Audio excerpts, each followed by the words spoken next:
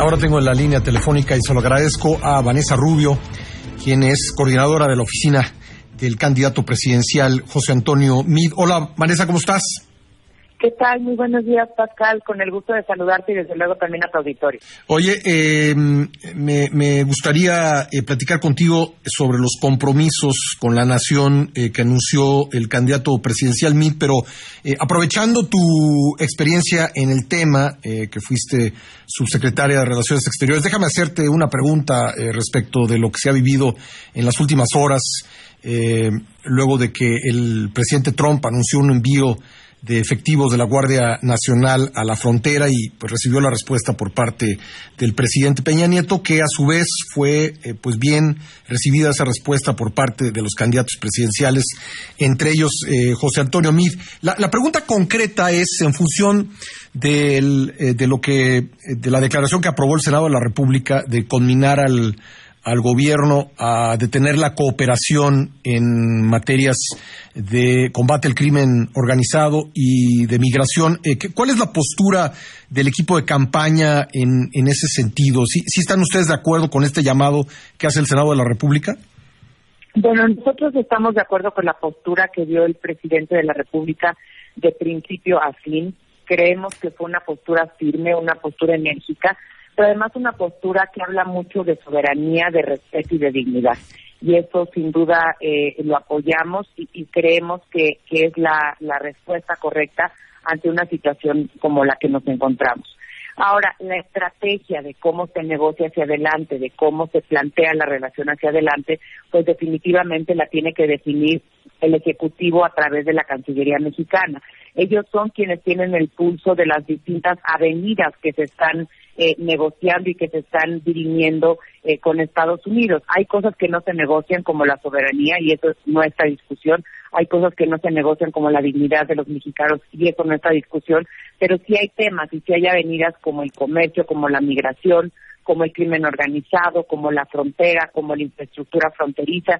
Entonces tenemos una agenda tan amplia, tan grande, tan robusta y tan relevante con Estados Unidos que quienes son los estrategas y quienes definen, digamos, los pulsos de cada una de estas avenidas y cómo irlos avanzando subsecuentemente o no, es la Cancillería mexicana. Así es que esa es la postura de la oficina de campaña de José Antonio Meade, que suscribimos todo lo dicho por el presidente y que ya en lo que a la estrategia de ejecución de la relación bilateral con Estados Unidos en esta coyuntura, pero hacia adelante en las distintas materias, tendrá que ejecutarla desde luego la Cancillería mexicana. Te lo pregunto por la postura que ha expresado y que se sale un poco del tono de los otros candidatos, Ricardo Anaya, en el sentido de que sí está bien, pero no es suficiente. ¿Me quisieras hacer un comentario al respecto?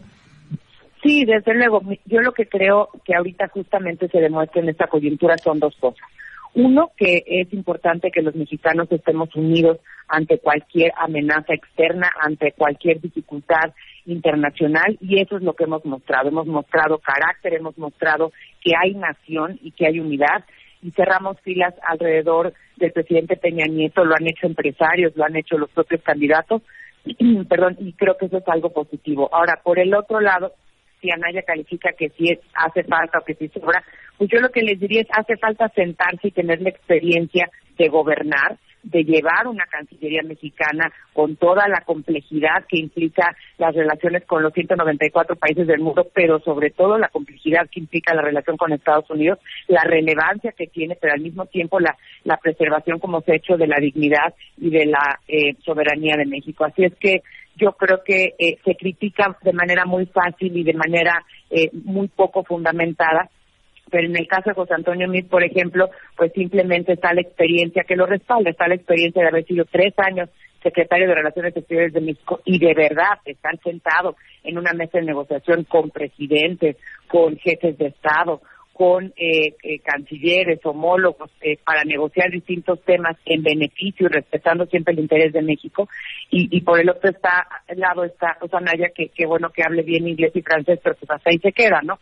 Entonces yo creo que lo que hay que tener es empaque, experiencia, conocimientos, ¿no?, para poder enfrentar situaciones de coyuntura y estar a la altura de lo que los mexicanos exigen y exigen bien. Oye, ya por último sobre este tema para luego pasar al otro, tú prevés, se prevé en el equipo de campaña que el mensaje presidencial y lo que está ocurriendo pudiese retrasar la renegociación del Telecán? ¿Cómo la ves?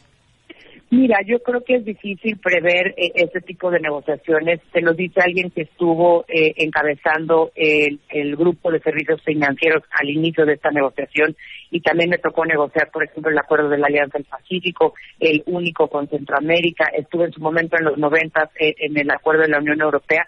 Estos acuerdos se pulsan día por día. Tienen que ver con 3 niveles. Tiene que ver con el nivel de la mesa de negociaciones, que es la parte técnica.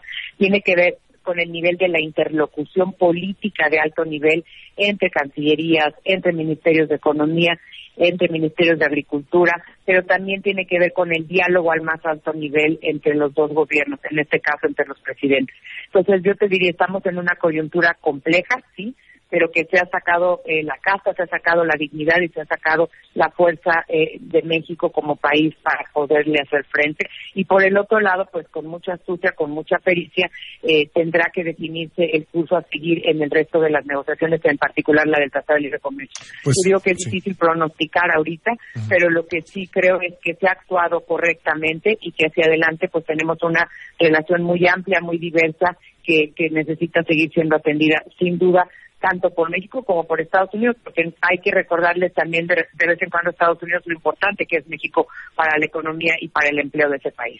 Bueno, pues justamente por esa experiencia quería yo aprovechar para hacer estas preguntas. Oye, entrando en el tema, Andrea, ¿podemos?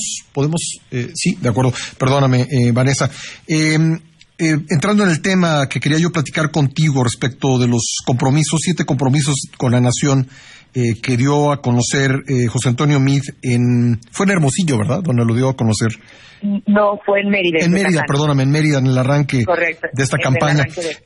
Bueno, mira, un tema me llama la atención, que es el último, el 7º, y me llama la atención porque lo he visto aparecer en muchos de los spots de campaña. El 7º es: cada mexicano tendrá un apoyo para alcanzar sus metas. Y mi pregunta para ti es si esto tiene viabilidad presupuestal, porque vemos muchas promesas en campaña, Vanessa, y yo no estoy seguro de que todo lo que se promete sea pues presupuestalmente viable, y yo creo que esto me parece una pregunta importante viniendo o haciéndosela a alguien del equipo de quien fue 2 veces secretario de Hacienda. Sin duda, Pascal, es absolutamente relevante la pregunta que haces, y qué bueno que me permites poderla comentar con tu público. Es en efecto viable, no solo en la parte práctica, sino en la parte financiera. Y todas las propuestas que está haciendo en la campaña José Antonio Meade están siendo analizadas por el equipo económico que tiene, que hemos participado con él en las distintas veces que estuvo en Hacienda, pero también vemos muchos que fuimos servidores públicos de Hacienda por muchos años, y al final del día creemos que no debe de haber, y sería irresponsable hacer cualquier propuesta de campaña que no tenga viabilidad en lo financiero. Y esta es sin duda el caso. Mira, yo lo que te diría es: ¿de dónde viene este programa Avanzar Contigo? El programa Avanzar Contigo viene de nuestra experiencia cuando estuvimos en la Secretaría de Desarrollo Social. José Antonio Meade diseñó un programa que se llamó el Sistema Nacional de Inclusión, la Estrategia Nacional de Inclusión. Y lo que nos dimos cuenta es que increíblemente hace falta tanta comunicación en la parte operativa, pero también en la parte de bases de datos, pero también en la parte presupuestal entre las distintas entidades del gobierno federal, pero también con las entidades a nivel local, en los gobiernos estatales, en los gobiernos municipales, y que si fuéramos más dialogantes y mejor coordinados, puedes dar mejores resultados. ¿En qué resultó esta Estrategia Nacional de Inclusión el año que estuvimos en Cedesol? En que se redujo en 2.1 millones el número de personas que se encuentran en la lamentable situación y en la inaceptable situación de pobreza extrema. Pues en ese sentido sí se puede. Por ejemplo, no se tenía un padrón, Pascal, único de beneficiarios dentro de la Cedesol. Se hizo un padrón único de beneficiarios dentro de la Cedesol, pero también con el gobierno federal, que era el siguiente paso. Y después invitamos a los gobiernos estatales a hacer lo mismo, hasta que nosotros nos quedamos 23 gobiernos estatales decidieron participar. ¿Y de qué te dabas cuenta? De que habían programas repetidos, de que el programa más repetido era el de útiles escolares, que se los daban como 5 veces a las familias mexicanas por distintos lados. Se los daba el municipio, se los daba la segunda autoridad municipal, se los daban 2 dependencias del gobierno del estado y se los daban 2 dependencias del gobierno federal. Entonces, ese tipo de sinergias, ese tipo de comunicación y coordinación a nivel nacional va a permitir que el programa Avanzar Contigo sea, en vez de que tú le digas a la señora de la Sierra de Guerrero, le digas, oiga señora, usted lo que el gobierno cree que usted necesita prospera, que la señora te diga, oiga, no, yo lo que necesito es que me dé un financiamiento blando para poder tener un negocio, para poder poner una tortillería, para poder poner una cocina económica. Entonces, al final del día es cambiar el modelo completamente, una revolución en la política social, que además va a ser una revolución a nivel internacional. O sea, el mismo dinero público distribuido de forma distinta, es lo que me estás diciendo. Sin duda, y de manera más efectiva,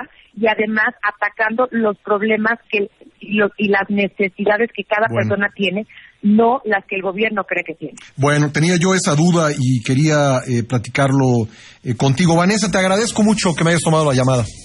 Al contrario, siempre la agradecida soy yo, Pascal, y te mando un abrazo. Gracias, Vanessa Rubios, la coordinadora de la oficina del candidato José Antonio Meade.